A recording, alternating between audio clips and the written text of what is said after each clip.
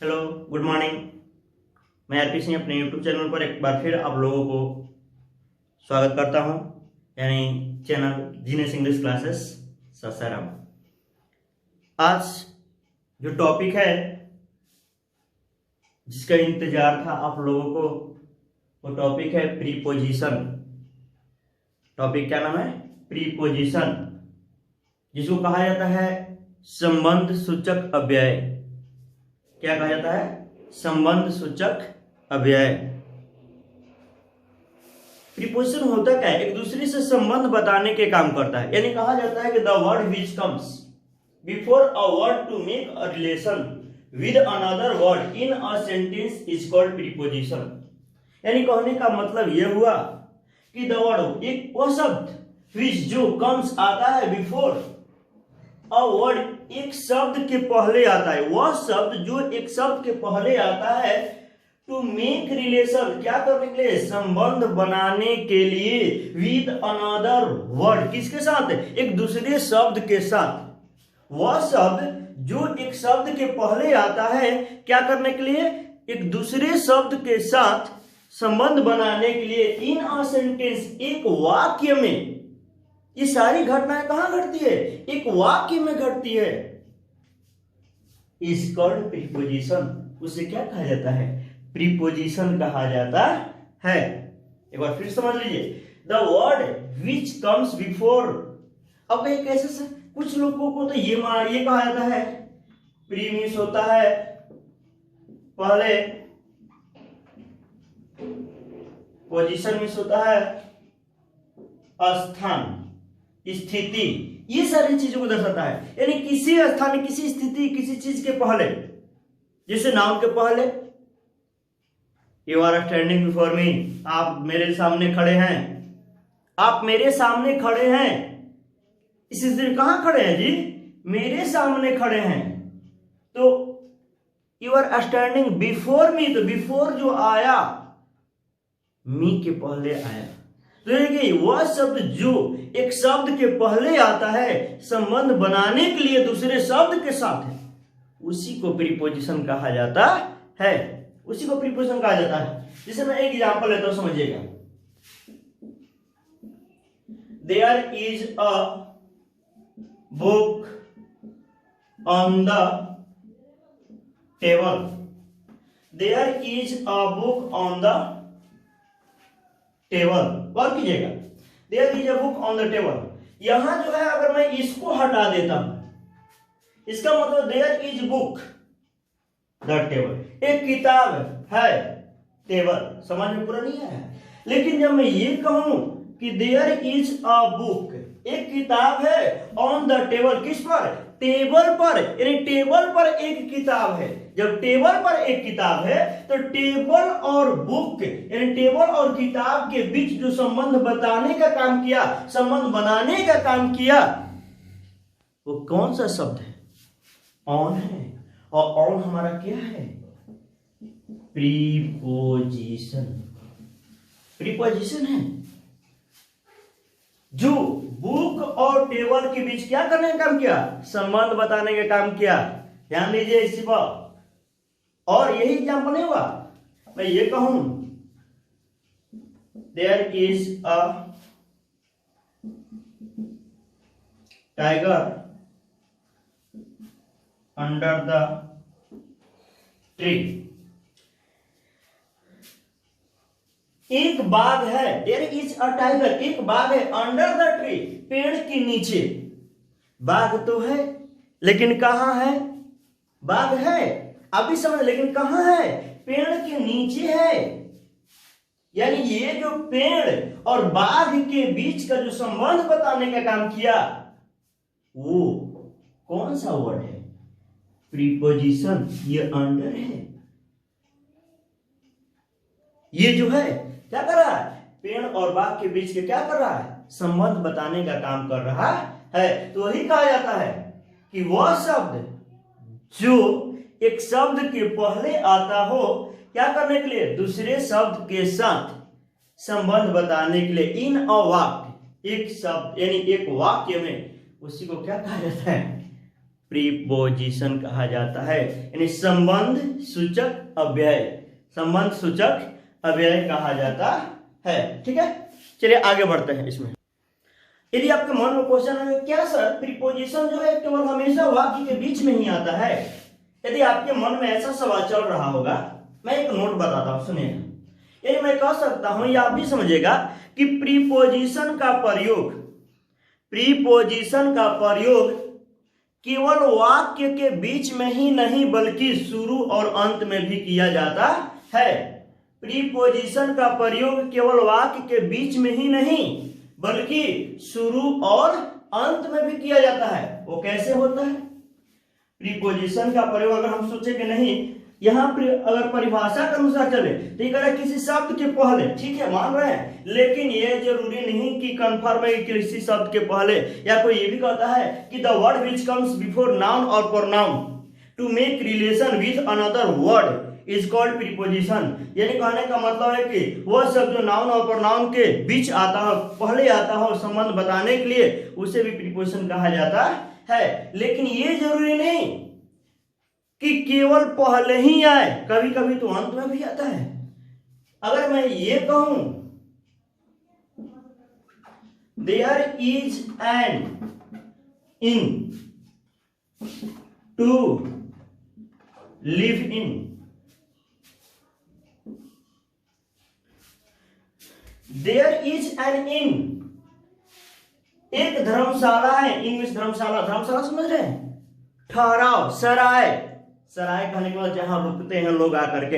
अभी बाहर एग्जाम वगैरह देने जाते होंगे तब होटल लेने से ज्यादा अच्छा रहेगा, होटल टाइप के होता है, धर्मशाला होता है जो सस्ता पड़ता है। तो एक धर्मशाला है टू लिव इन, कहां? उसमें रहने के लिए। इन जो आया कहां आया है? इन हमारा प्रीपोजिशन नहीं है, ये एक नाउन है, लेकिन ये इन जो है प्रीपोजिशन है। उसमें रहने, किसमें रहने के लिए जी? धर्मशाला में, ये धर्मशाला है टू लिव इन, उसमें रहने के लिए। या मैं ये कहूं in which class do you read, in which class do you read,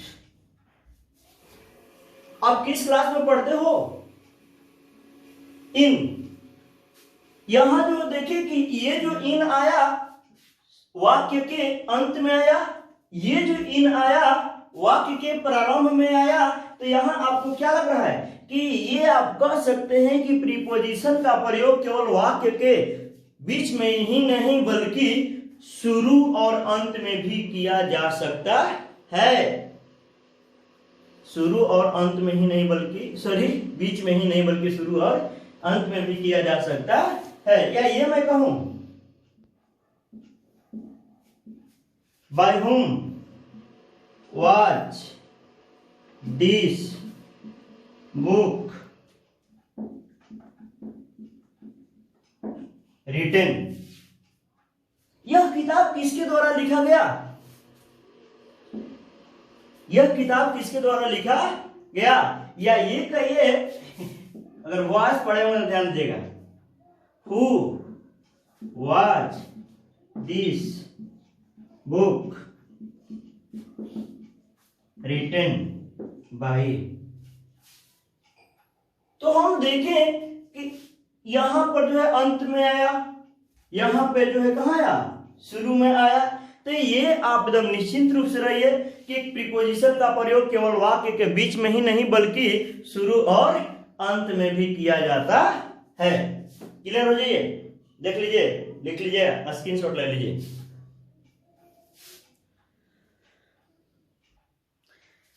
आगे ध्यान दीजिएगा,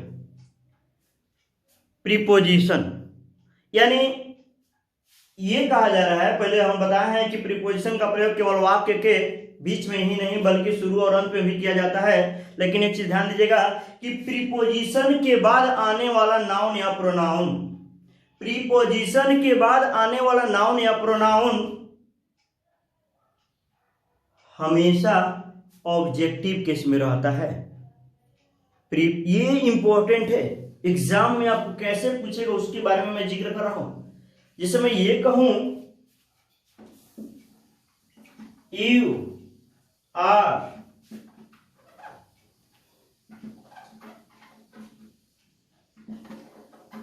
being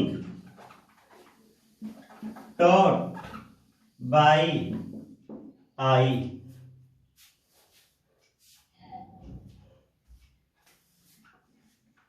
You are being taught by me. इस वाक्य में जो है बाय हमारा प्रीपोजिशन है। इस वाक्य में क्या है? बाय प्रीपोजिशन है, लेकिन बाय के बाद जो आया ये प्रोनाउन है आई।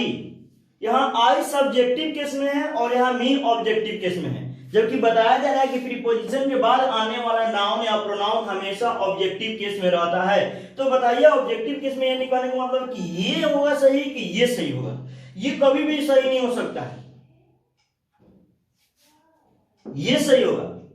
और हमेशा इस पर जिक्र किया जाएगा, पूछा जाएगा, इस ध्यान दीजिएगा इस चीजों को। हो सकता है 12th में ना पूछा जाए, 12th में ऑब्जेक्टिव आएगा, लेकिन कॉम्पिटिटिव में एरर बना देगा। और एग्जांपल ले लीजिए, जैसे मैं ये कहूं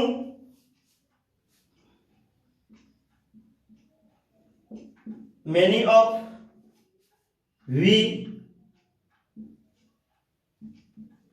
वांट टू लर्न इंग्लिश। हम लोगों में से बहुत अंग्रेजी सीखना चाहते हैं, हम लोगों में से बहुत अंग्रेजी सीखना चाहते हैं। Many of us want to learn English. हम लोगों में से बहुत अंग्रेजी सीखना चाहते हैं। तो अब बताइए कि इसमें से सेंटेंस कौन सही है? इसमें प्रीपोजिशन है कहां? आपके दिमाग में चल रहा होगा कि टू भी प्रीपोजिशन है, ई भी प्रीपोजिशन है, आपके दिमाग में चल रहा है कि भी प्रीपोजिशन है। अब क्लियर करना है कि है कौन सही। अगर हमसे अभी बात की जाएगा इस सेंटेंस के भाव को देखते हुए, तो ये जो है इस सेंटेंस में प्रीपोजिशन हमारा ये है, ये है, जबकि ये एक वर्ब के साथ है, यानी ये इन्फिनेटिव है। देखिए एक इन्फिनेटिव होता है, एक बेयर इन्फिनेटिव होता है। एक इन्फिनेटिव, एक बेयर इन्फिनेटिव। इन्फिनेटिव वो होता है जो 2 + V1, और एक होता है बेयर इन्फिनेटिव, यानी केवल V1 रहे लेकिन उसके पहले 2 का प्रयोग न रहे। तो इस केस में इन्फिनेटिव का काम कर रहा है,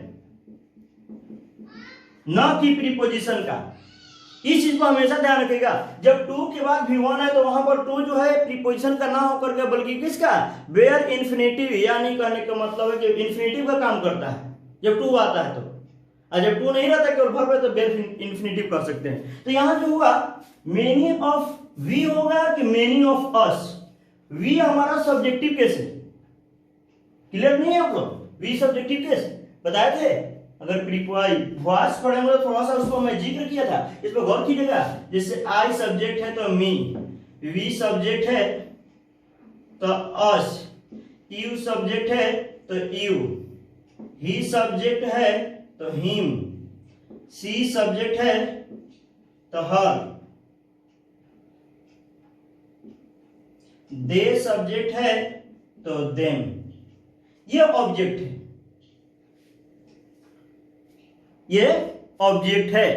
तो यहां कहने का मतलब हुआ कि ऑब्जेक्टिव केस में अस है कि वी है? अस है। इसके वजह से ये गलत है, ये सही है। ये गलत है, ये सही है। कोई दिक्कत? चलिए आगे बढ़ते हैं। ध्यान दीजिए, मैं जस्ट जिक्र किया था कि यदि 2 का प्रयोग V1 के पहले किया जाए तो वह प्रीपोजिशन का काम नहीं करता है बल्कि इन्फिनेटिव का काम करता है। यानी यदि 2 का प्रयोग V1 के पहले किया जाए तो वह इन्फिनेटिव का काम करता है, न कि प्रीपोजिशन का। यानी कहने वाला कि यदि 2 का प्रयोग V1 के पहले किया जाए तो वह इन्फिनेटिव का काम करता है, न कि प्रीपोजिशन का। एग्जाम्पल समझिए,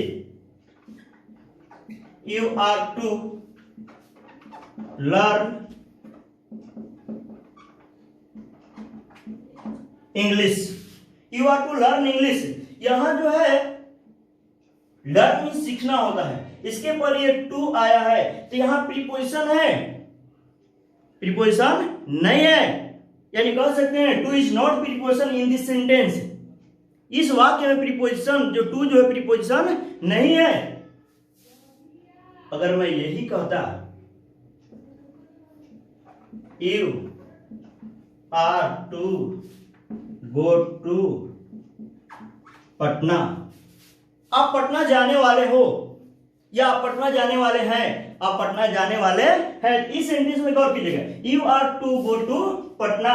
तो यहां आप बताइए कि टू तो दो जगह आ गया, फर्क बस इतना है कि एक जो है V1 के पहले टू आया है और एक जो है नाउन के पहले टू आया है। तो ये जो नाउन के पहले जो टू आया है तो प्रीपोजिशन कौन वाला हुआ, V1 के पहले वाला हुआ कि नाउन के पहले वाला हुआ, कौन हुआ? नहीं ध्यान है, ध्यान दीजिए।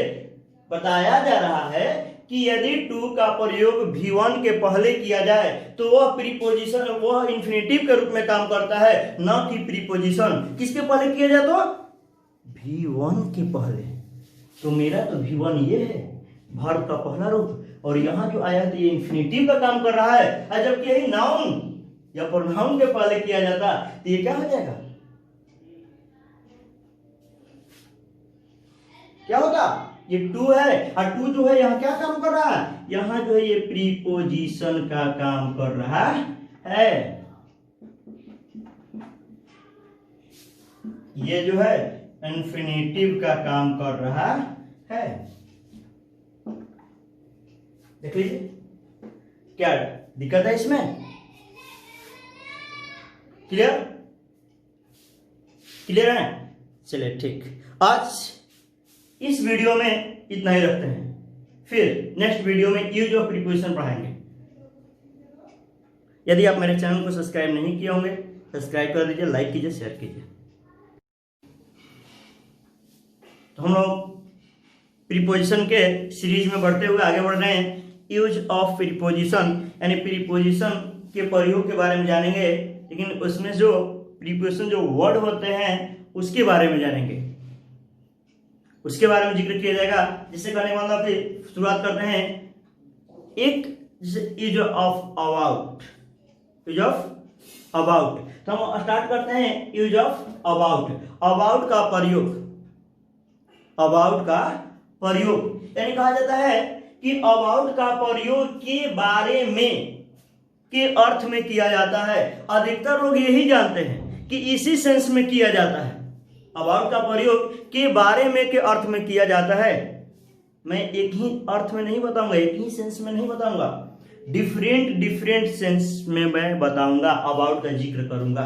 तो अबाउट का प्रयोग के बारे में के अर्थ में किया जाता है। जैसे मैं ये कहूं आई नो अबाउट यू, मैं आपके बारे में जानता हूं, मैं आपके बारे में जानता हूं।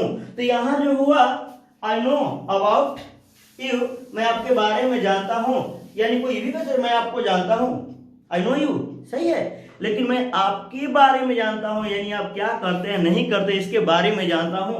तो उसके लिए ये कौन सा शब्द आया, अबाउट आया। और अबाउट यहां जो है किस रूप में काम कर रहा है, प्रीपोजिशन के रूप में काम कर रहा है। किस किस सेंस में होगा इसको मैं जिक्र कर रहा हूं। मैं 4 सेंटेंस लिख रहा हूं हिंदी में, आप इंग्लिश में उसको बनाइए। देखिए 3 सेंटेंस है। मेरी माँ मेरे बारे में सब कुछ जानती है, मैं अपने बारे में आप लोगों को बताने वाला हूं, वह राम के बारे में कुछ कहने वाली है। यानी ये 3 सेंटेंस है जिसमें जिक्र किया गया है। अक्सर ये कहा जाता है, ये बोला जाता है, मैं उसका भी जिक्र करूंगा एग्जाम के पर्पज से कि कैसे एग्जाम में आता है, लेकिन ये पर देखिए कि सेंटेंस में जो आएगा इसके बारे में सोचना होगा कहाँ किया जाएगा, किसके बारे में, जिसके बारे में कहा जाएगा उसके पहले अबाउट का प्रयोग होगा, न कि मैं कह रहा हूं और मेरे दूसरे के बारे में तो मेरे पहले नहीं हो सकता, उसके बाद पहले होगा। जिसे कहने का मतलब हुआ कि मैं अंग्रेजी के बारे में कुछ बताने वाला हूं। मैं बताने वाला तो हूं, लेकिन किसके बारे में? अंग्रेजी के बारे में, इंग्लिश के बारे में बताने वाला हूं। यहां जो मेरी माँ मेरे बारे में सब कुछ जानती है, पहले बनाएंगे कि मेरी माँ सब कुछ जानती है। पहले मेरी माँ जानती है, माई मदर नोज। मेरी माँ जानती है एवरीथिंग, सब कुछ। मेरी माँ सब कुछ जानती है किसके बारे में? मेरे बारे में, अबाउट मी। तो मेरे बारे में जानती है, मेरे बारे में, तो अबाउट का प्रयोग मी के पहले होगा। यहां आई हो सकता है क्या? नहीं हो सकता है, क्योंकि अबाउट एक प्रीपोजिशन है, प्रीपोजिशन के बाद ऑब्जेक्टिव केस का प्रयोग किया जाता है। इस पर जिक्र कीजिए। मैं अपने बारे में आप लोगों को बताने वाला हूं। क्या बनेगा? मैं अपने बारे में मैं बताने वाला हूं। I am to tell. मैं बताने, आई एम टू टेल, मैं बताने वाला हूं, या आई एम टू से, मैं कहने वाला हूं, बताने वाला हूं। किसके बारे में? I am to tell you about myself. अपने बारे में। ये सही होगा कि ये जो अपने बारे में, मैंने खुद के बारे में, अबाउट माई सेल्फ, या अबाउट मी। सस्पेंस वाली चीज है। यहां जो होगा, I am to tell about, I am to tell you, मैं आपको बता रहा हूं, अबाउट माई सेल्फ, अपने बारे में। या कोई तो कह सकता है कि सर ऑब्जेक्टिव केस का यहां हो सकता है माई सेल्फ, खुद को। जब मैं खुद का जिक्र कर रहा हूं कि मुझे, यानी अपने ही बारे में, तो ऑब्जेक्टिव केस में हम लोग कर सकते हैं अबाउट मी। मैं अपने बारे में बताने वाला हूं, about me. I tell you about me, I tell you about myself.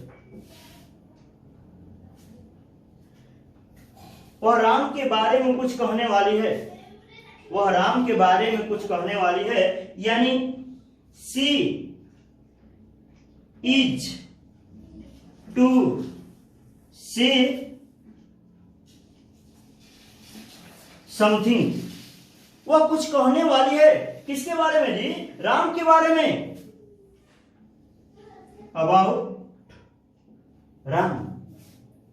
वह राम के बारे में कुछ कहने वाली है। देख लीजिए। नेक्स्ट, ये पहला ए हुआ अबाउट का प्रयोग के बारे में के अर्थ में। अगला पहला अबाउट का प्रयोग के बारे में। दूसरा कह रहा है कि अबाउट का प्रयोग लगभग के अर्थ में किया जाता है। किसके बारे में? लगभग। अबाउट का प्रयोग लगभग के बारे में। जैसे कह सकते हैं कि इस बैच में लगभग 200 छात्र हैं, इस बैच में लगभग 200 छात्र हैं, यानी कह सकते हैं there are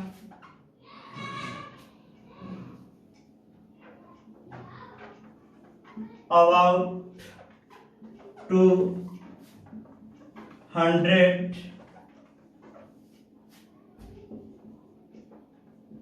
students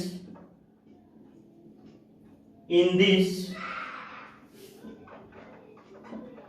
batch. There are about 200 students. There are about 200 students, यानी लगभग 200 छात्र हैं। ये जो आया किस सेंस में आया है? लगभग के अर्थ में आया है। लगभग 200 छात्र हैं इन दिस बैच, इस बैच में, इस बैच में लगभग 200 छात्र हैं। तो यहां देख रहे हैं कि अबाउट जो है के बारे में के अर्थ में नहीं आया, बल्कि लगभग के अर्थ में आया है। किसके अर्थ में है? लगभग को दर्शाने के लिए प्रयोग किया गया है। तो ठीक है, मैं 3 सेंटेंस लेता हूं, 2 सेंटेंस लेता हूं समझाने के, 2-3 देखिए। देखिए 3 सेंटेंस। लगभग 3 बजा है, आपके पास लगभग 500 रुपया है। चौथा सेंटेंस मैं खुद बना दिया हूं, यानी मैं लिख सकता हूं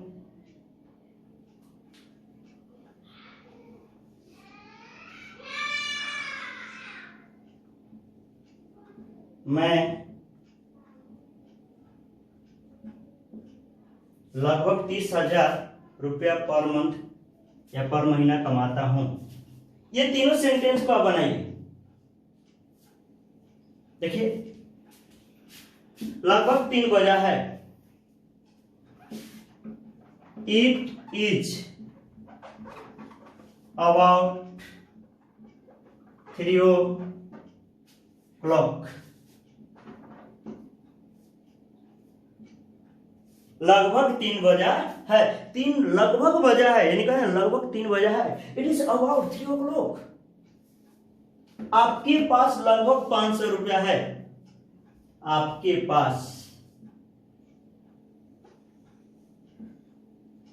you have about 500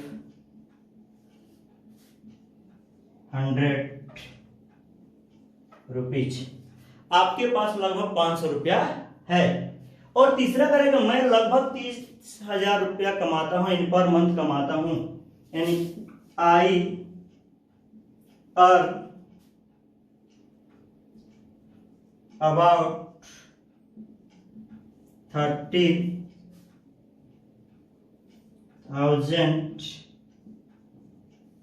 rupees per month. तो यहां हम देखें कि फर्स्ट कहा कि अबाउट का प्रयोग के बारे में के अर्थ में होता है, दूसरा कहा कि अबाउट का प्रयोग लगभग के अर्थ में होता है, तीसरा किस सेंस में होता है। इसको जानने के लिए इस वीडियो को अंत तक देखिए। चौथा किस सेंस में होता है। यदि आप मेरे चैनल को सब्सक्राइब नहीं किए होंगे, सब्सक्राइब कीजिए, शेयर कीजिए, लाइक कीजिए। देखिए अबाउट का प्रयोग इधर उधर के अर्थ में किया जाता है। पहला देखिए अबाउट के प्रयोग के बारे में, दूसरा लगभग, तीसरा इधर उधर के अर्थ में किया जाता है, और अगला यथाशीघ्र कार्य को दर्शाने के लिए किया जाता है। और अगला जानने के लिए इस वीडियो को अंत तक देखिए कि किस किस अर्थ में, यानी कि एक अर्थ में पढ़ा करके हम निकल जाए नहीं, जब पढ़ना है तो थोड़ा सा बढ़िया से पढ़िए ढंग से। और कह रहे कि अबाउट का प्रयोग इधर उधर के अर्थ में किया जाता है। किसके अर्थ में कहता है? इधर उधर। जैसे वो हमेशा इधर उधर घूमती है, वो हमेशा इधर उधर घूमती है, यानी वो घूमती है। सी ऑलवेज मूव्स। कोई कह सकता है वॉक्स। घूमती है किधर? अबाउट। यहां अबाउट का अर्थ आया इधर उधर। इसका मतलब हुआ कहीं क्या सर हम इसके बदले में हियर एंड देयर का प्रयोग करते हैं? हियर एंड देयर का प्रयोग जी कर सकते हैं। गलत है नहीं है, लेकिन यहाँ अबाउट का प्रयोग भी गलत है नहीं है। बस जानकारी होने की सेंस में होता है, यानी सी ऑलवेज मूव्स या वॉक्स अबाउट। वो हमेशा इधर उधर घूमती रहती है, घूमती है। तो इस सेंस में यहाँ पर अबाउट का प्रयोग किस सेंस में? इधर उधर के अर्थ में किया गया है। मैं दो एग्जांपल लेता हूं और आप उसको बनाइए। देखिए दो एग्जांपल है। रवि शहर में इधर उधर घूमता है। रवि शहर में इधर उधर घूमता है। नरेंद्र मोदी विश्व में इधर उधर यात्रा करते हैं। आप इसको बनाइएगा क्या? रवि वॉक्स, घूमता है किधर जी?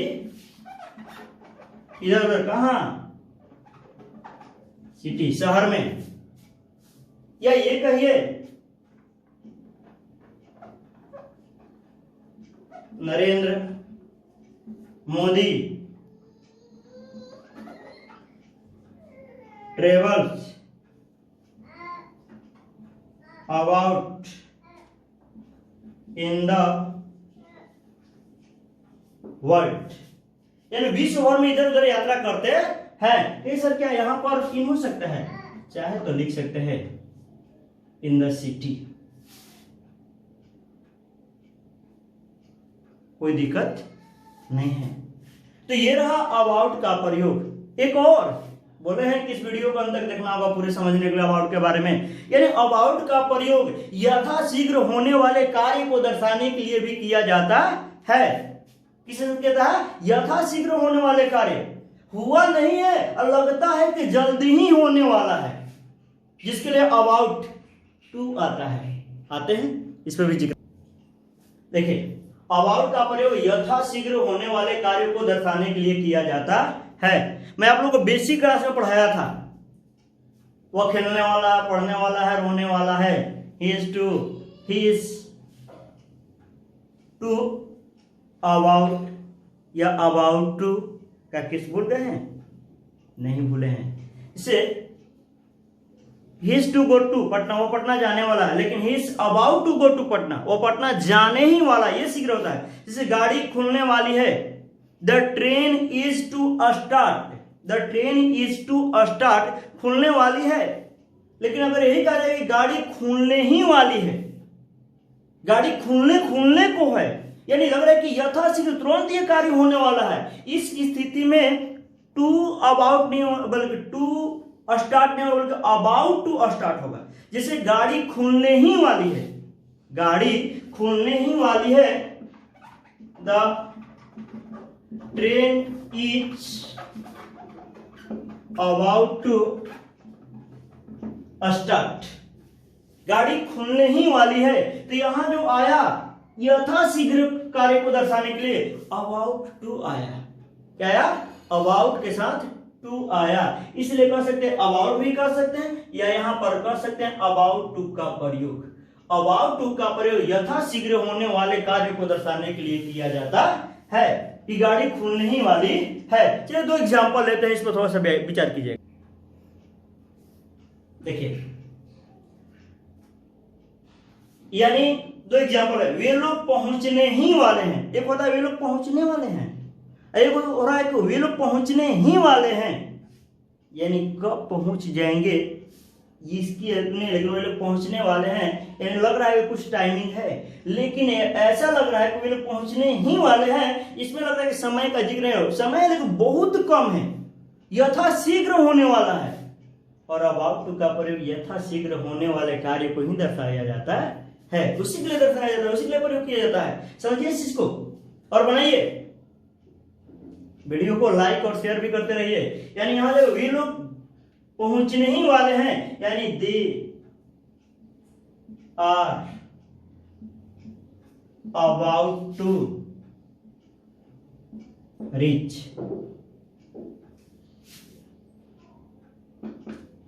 कार्यक्रम शुरू होने ही वाला है,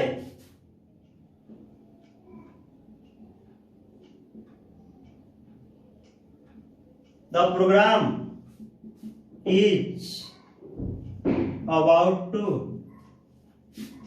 स्टार्ट।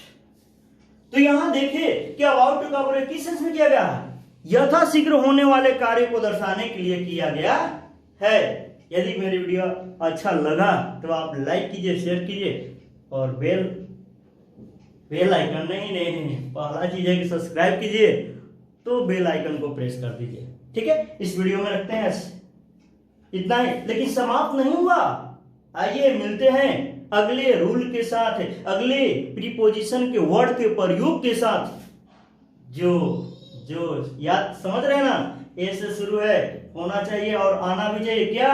आफ्टर। उस वीडियो को देखने के लिए, आफ्टर के बारे में पूरी जानकारी रखने के लिए किस सेंस में किया जाता है, उस वीडियो को अवश्य अंत तक देखिए, क्लास से जुड़े रहिए, जाने की जरूरत नहीं है। प्रीपोजिशन के इस सीरीज में हम लोग आगे बढ़ते हुए अगले रूल की ओर बढ़ते हैं। अगला प्रयोग वो शब्द है, वो वर्ड है, वो प्रीपोजिशन वर्ड है आफ्टर। क्या है? आफ्टर। अभी मैं अबाउट के बारे में जिक्र किया, अब आगे बढ़ रहे हैं हम लोग किसके बारे में? आफ्टर के बारे में पढ़ रहे हैं कि आफ्टर मीन्स होता क्या है। अक्सर आफ्टर का प्रयोग जो है लोग एक सेंस में यह करते हैं, क्या?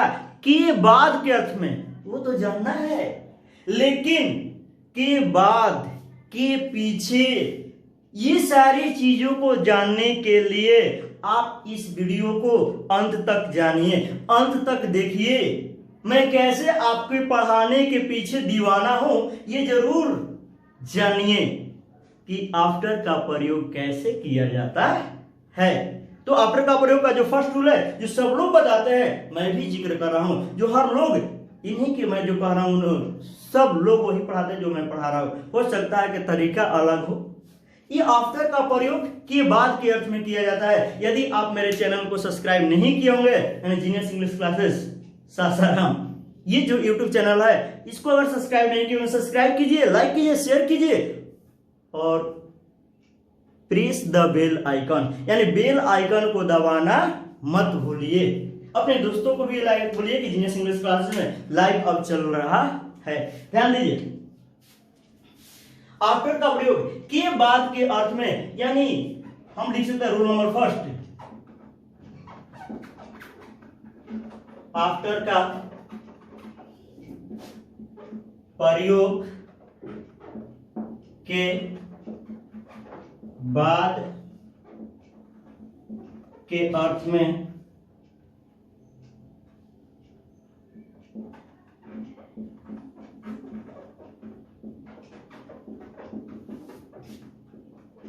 किया जाता है। आफ्टर का प्रयोग के बाद के अर्थ में किया जाता है। किसके अर्थ में जी? किसके अर्थ में? के बाद के अर्थ में किया जाता है। रखिए, जानकारी रखिए, कि बाद के अर्थ में किया जाता है। यानी फर्स्ट एग्जांपल मैं लेकर चलूंगा। हम लोग सूर्य उदय के बाद जगते हैं। हम लोग सूर्य उदय के बाद जगते हैं, लेकिन मेरे पिताजी सूर्य उदय से पहले जगते हैं। हम लोग सूर्य उदय के बाद जगते हैं, यानी हम लोग जगते हैं, वी गेट अप। हम लोग जगते तो हैं, वी गेट अप, लेकिन कब? सूर्य उदय के बाद, यानी आफ्टर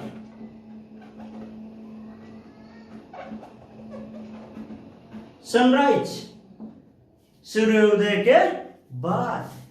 कोई दिक्कत है? आइए एग्जांपल लेते हैं एक दो, उसके बाद आप लोग। 3 सेंटेंस है। खाने के बाद आपको जाना चाहिए, सूर्यास्त के बाद मैं यहां नहीं रहता हूं, आर्यन 3 बजे के बाद वहां गया। आर्यन 3 बजे के बाद वहां गया। तीनों सेंटेंस पर जिक्र कीजिए, सब में जिक्र किया गया है।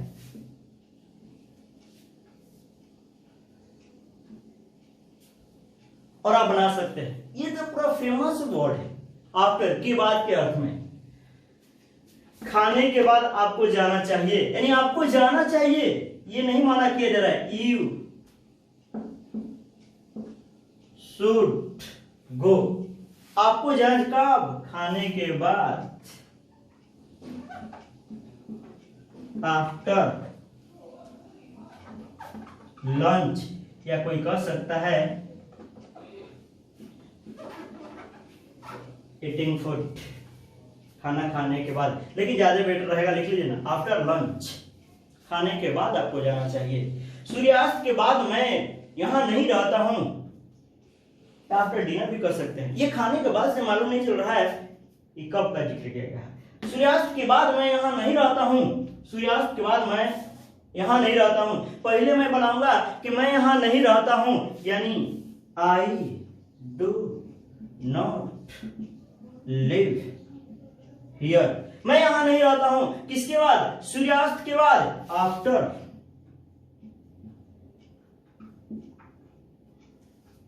सनसेट। सूर्यास्त के बाद मैं यहां नहीं रहता हूं। आर्यन 3 बजे के बाद वहां गया। आर्यन तो गया, लेकिन कब गया जी? 3 बजे के बाद गया। के बाद के अर्थ में 3 बजे के बाद वहां गया, यानी आर्यन गया लेकिन 3 बजे के बाद वहां गया, यानी लिख सकते हैं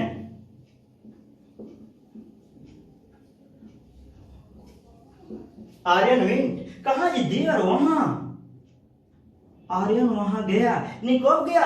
3 बजे के बाद, यानी after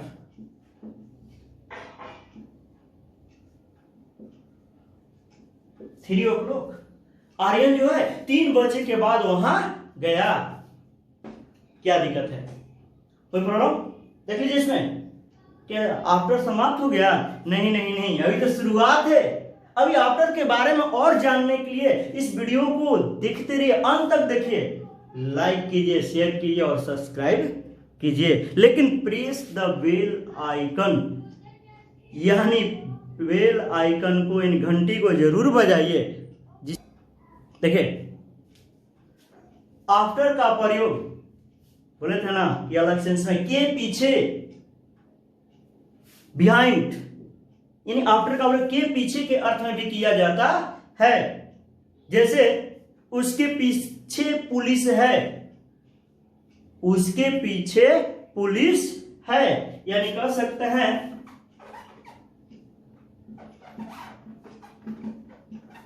the police are after him, उसके पीछे पुलिस है। वह लड़कियों के पीछे दीवाना है या पागल है, वह लड़कियों के पीछे पागल है। He is mad after girls, वह लड़कियों के पीछे पागल है। यानी कहने का मतलब यह हुआ कि पीछे के अर्थ में आप पढ़ाई के पीछे पागल हैं, वह सिलेबस के पीछे पागल है, वो पढ़ने के पीछे पागल है, या आपके पीछे एक बिल्ली है। इस सेंस में आफ्टर का प्रयोग भी किया जाता है। आइए 2-3 एग्जाम्पल आइए देखते हैं। नेता के पीछे अपराधी हैं, अब वह इस मैच के पीछे है, अब वह एक नौकरी के पीछे है। ये जो है के पीछे के अर्थ में किया गया है, किसके अर्थ में आफ्टर का प्रयोग किया जाता है। जैसे होगा नेता के पीछे अपराधी है, या अपराधी है। The criminals are after the leader, या नेता के पीछे अपराधी है, नेताओं के पीछे अपराधी है, वह अब इस मैच के पीछे है। Now he is after this match, अब वह इस मैच के पीछे है, अब वह एक नौकरी के पीछे है, अब वह एक नौकरी के पीछे है। यानी now he is after a job, अब वह एक नौकरी के पीछे है। गौर कीजिए सेंटेंस पर।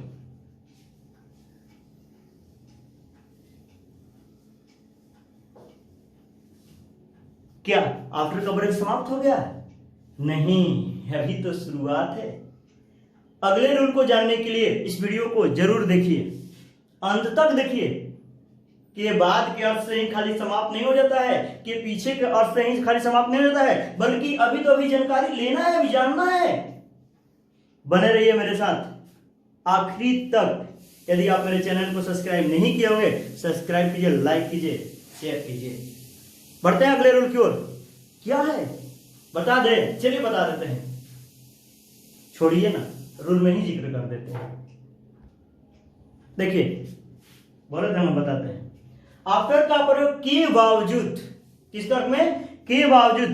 फर्स्ट हुआ के, पहला किस सेंस में हुआ है? आफ्टर का प्रयोग के बाद के अर्थ में, दूसरा के पीछे के अर्थ में, और तीसरा के बावजूद के अर्थ में किया जाता है। किसके अर्थ में किया जाता है? के बावजूद के अर्थ में किया जाता है। इसके बावजूद मैं वहां पहुंचा, इसके बावजूद मैं वहां पहुंचा, यानी कह सकते हैं after this I reached there, या कोई जो है कह सकते हैं इस तरह से, I reached there after this, यानी कहने वाला इसके बावजूद मैं वहां पहुंचा, या मैं वहां पहुंचा इसके बावजूद, यानी इसके बावजूद मैं वहां पहुंचा। तो यहां जो है आफ्टर का प्रयोग किस सेंस में किया गया? के बावजूद के अर्थ में किया गया। किसके सेंस में, किस अर्थ में, के बावजूद के अर्थ में किया गया है। ये समझ में आ रहा है? कीजिए, देखिए आते हैं, छोड़िए ना, आपको समझने के लिए कुछ नहीं करना, दो एग्जांपल लेते हैं, उसको थोड़ा सा बना लीजिए, समझ में खुद ब खुद आ जाएगा। देखिए एग्जांपल को, बीमारी के बावजूद वह स्कूल गया, इन चीजों के बावजूद मैंने हर चीज कहा, इन चीजों के बावजूद मैंने हर चीज कहा। ध्यान दीजिए, तो ध्यान इधर नहीं है, ध्यान किधर है, ध्यान इधर होना चाहिए। ध्यान दीजिए, बीमारी के बावजूद वह स्कूल गया, यानी वह स्कूल गया। He went to a school। किसके बावजूद जी, बीमार था, उसके बावजूद भी वह स्कूल चला गया, यानी आफ्टर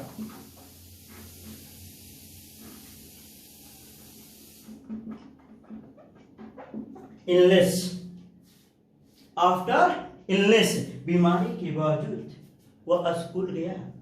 इन चीजों के बावजूद मैंने हर चीज कहा।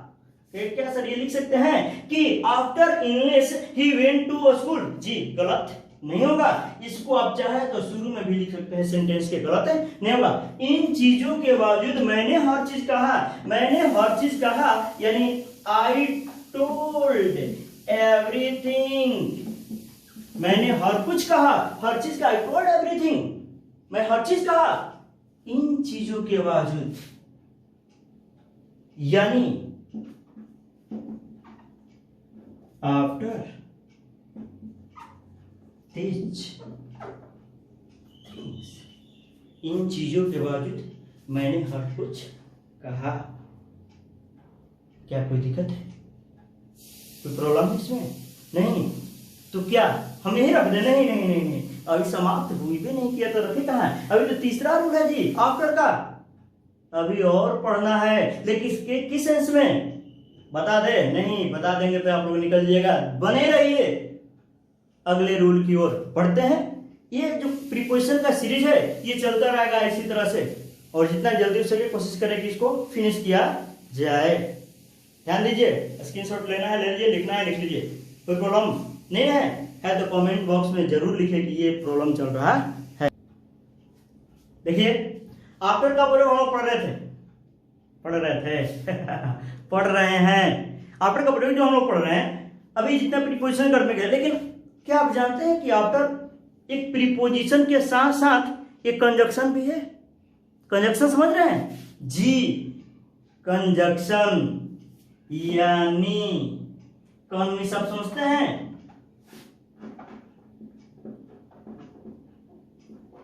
के साथ जंक्ट मिस होता है जुड़ना, उसी से बना है जंक्शन, के साथ जुड़ना, यानी किसी के साथ जुड़ने की बात किया जाए, जोड़ने की बात किया जाए, वही तो कंजक्शन होता है। The word which joins two words, more than two words, यानी दो शब्दों को जोड़ा जाता हो, जोड़ने का काम करता हो, उसी को तो कंजक्शन कहा जाता है। तो आफ्टर का प्रयोग केवल प्रीपोजिशन के अर्थ में ही नहीं, प्रीपोजिशन के रूप में ही नहीं, बल्कि एक कंजक्शन के रूप में भी किया जाता है, एक एडवर्ब के रूप में भी किया जाता है। अब आप जानना होगा कि कब प्रीपोजिशन के रूप में करेंगे, कब एडवर्ब के रूप में करेंगे, ये जरूरी है जानना। ऐसे कैसे होता है कंजक्शन आफ्टर कंजक्शन के रूप में हो सकता है, कहीं नहीं हो सकता है। जब जोड़े तो कंजक्शन, जब संबंध बताए तो प्रीपोजिशन, जब किसी की विशेषता बताए यानी वर्ब का विशेषता बता दे, किसी कार्य का विशेषता बता दे तो एडवर्ब हो सकता है, गलत नहीं है। लेकिन जानिए कैसे होता है, जानने के लिए वीडियो को देखते रहिए। जा रहे हैं नहीं छोड़ करके जाना नहीं है, जुड़े रहना, जुड़े रहिए, आप लोग जुड़े रहिए। देखिए कंजक्शन के रूप में कैसे किया जाता है, आप लोगों को पढ़ा है टेंस में, याद कीजिए। पास्ट परफेक्ट का केस, पास्ट इंडेफिनिट का केस कब जी? चोर के भागने के बाद पुलिस आई, पुलिस तो आई लेकिन कब आई? चोर के भागने के बाद, यानी चोर एक सेंटेंस में भाग गया और दूसरे सेंटेंस में पुलिस आई, दोनों वाक्यों को जोड़ने का काम कौन कर रहा है? कंजक्शन, जो आफ्टर होता है। नहीं समझ में आया? चलिए एक एग्जांपल लेते हैं समझाने के लिए, उसके बाद आप समझ। समझिए ना, रोगी के मरने के बाद डॉक्टर आया, दो सेंटेंस। एक घटना वो हो रही है कि मरने के बाद दूसरी घटना घटी, यानी रोगी मर गया तब डॉक्टर आया, रोगी के मरने के बाद डॉक्टर आया। यानी आप लोग अगर बिफोर पढ़ाते तो मैं कंजक्शन ग्रुप में ही बताता, क्या बताता, भूल गए? नहीं, याद कीजिए कि डॉक्टर के आने से पहले रोगी मर गया या डॉक्टर के आने से पहले रोगी मर चुका था। दोनों ही केस में हम ये देख रहे हैं कि डॉक्टर तो आया, लेकिन एक घटना यानी पेशेंट जो था डेथ कर गया, मर गया। और यहां भी वही कह रहा है कि रोगी के मरने के बाद डॉक्टर आया। डॉक्टर तो आया, यानी कहने का मतलब डॉक्टर आया, डॉक्टर आया पास्ट इंडेफिनिट टेंस, लेकिन कब? रोगी के मरने के बाद। यहां आ जाएगा after the patient had died, after the patient had died. तो यहां देख रहे हैं कि दो सेंटेंस है, ये दोनों वाक्यों को जोड़ने का काम कौन किया? आफ्टर। और यहां here after is a conjunction, यहां जो है आफ्टर क्या है? एक कंजक्शन है, दिस इज यूज्ड, इसका प्रयोग किया गया एज अ कंजक्शन। किसके रूप में? कंजक्शन का रूप में किया गया है। देख लीजिए इसको, और एक दो एग्जांपल लेते हैं, फिर बिल्कुल समझ में आ जाएगा। नहीं आएगा तो कमेंट में लिखिएगा सब समझ में नहीं आया। दो एग्जांपल, गाड़ी खुलने के बाद मैं स्टेशन पहुंचा, घंटी बजने के बाद वह स्कूल गया। ये दोनों केस में, दोनों घटना में, दोनों सेंटेंस में ये दर्शा रहा है कि एक घटना एक के बाद हुआ है, और दो अलग अलग सेंटेंस है, दोनों वाक्यों को जोड़ने के लिए एक कंजक्शन का प्रयोग किया गया है, जिसको आफ्टर कहा जाता है, यानी आफ्टर का प्रयोग किया गया है। गाड़ी खुलने के बाद मैं स्टेशन पहुंचा, यानी के बाद, मैं स्टेशन पहुंचा, मैं तो स्टेशन पहुंच गया, आई रीच्ड या अराइव्ड द स्टेशन, मैं स्टेशन पहुंचा, लेकिन कब? गाड़ी खुलने के बाद।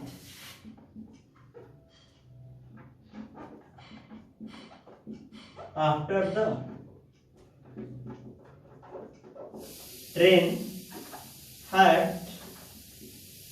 स्टार्टेड, गाड़ी खुलने के बाद, गाड़ी खुलने के बाद मैं स्टेशन पहुंचा। दूसरा कह रहा है घंटी बजने के बाद वह स्कूल गया, वह स्कूल गया,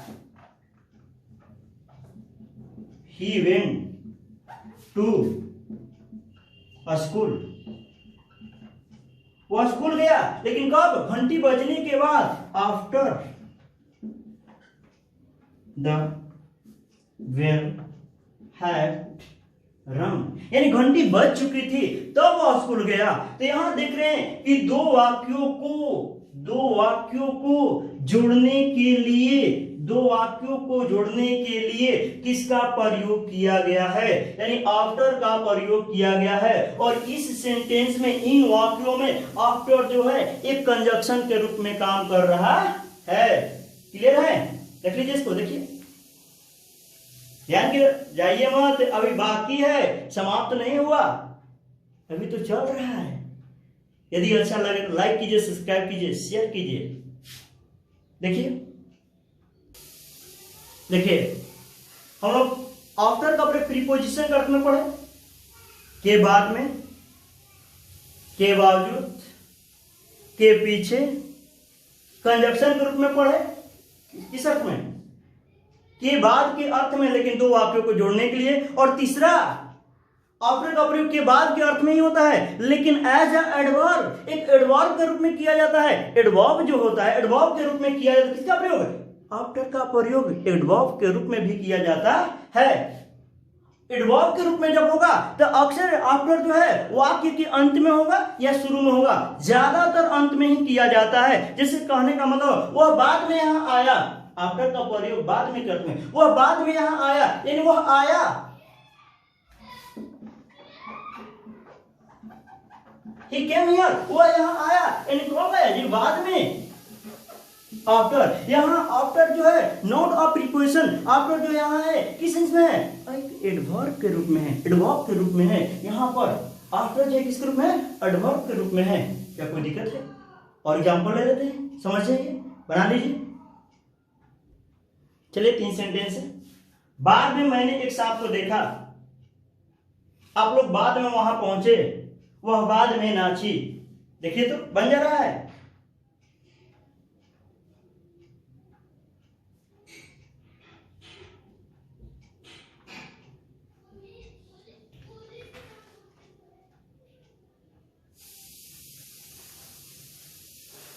बाद में मैंने एक सांप को देखा, यानी क्या बना है? आइए ना शुरू में लिख देते हैं, क्या दिक्कत है? आफ्टर आई सा स्नैक, या आई सा स्नैक आफ्टर, आई सा स्नैक आफ्टर। दूसरा, आप लोग बाद में वहां पहुंचे, यू रीच्ड देयर आफ्टर। वह बाद में नाची, यानी कभी कभी होता है तो नहीं था, वो बाद में हम लोग चले गए थे तो जो बाद में वो नाची, यानी कहा जाएगा सी डांस्ड आफ्टर। तो यहां देखिए आफ्टर का प्रयोग, क्या कोई दिक्कत है? प्रीपोजिशन तो नहीं, आफ्टर का प्रयोग देख लीजिए, इस सेंस में, इतना सेंसों में, इतना अर्थों में किया जाता है। कोई प्रॉब्लम? तो आफ्टर का प्रयोग इतना ही रखते हैं। फिर क्या? फिर मिलते हैं नेक्स्ट वीडियो में, नेक्स्ट क्लास में, किसके साथ? प्रीपोजिशन के अगले वर्ड के साथ, अगले शब्द के साथ। ठीक है? यदि आप मेरे चैनल को सब्सक्राइब नहीं किए, सब्सक्राइब कीजिए, लाइक कीजिए, शेयर कीजिए। और इसमें आज इतना ही रखते हैं।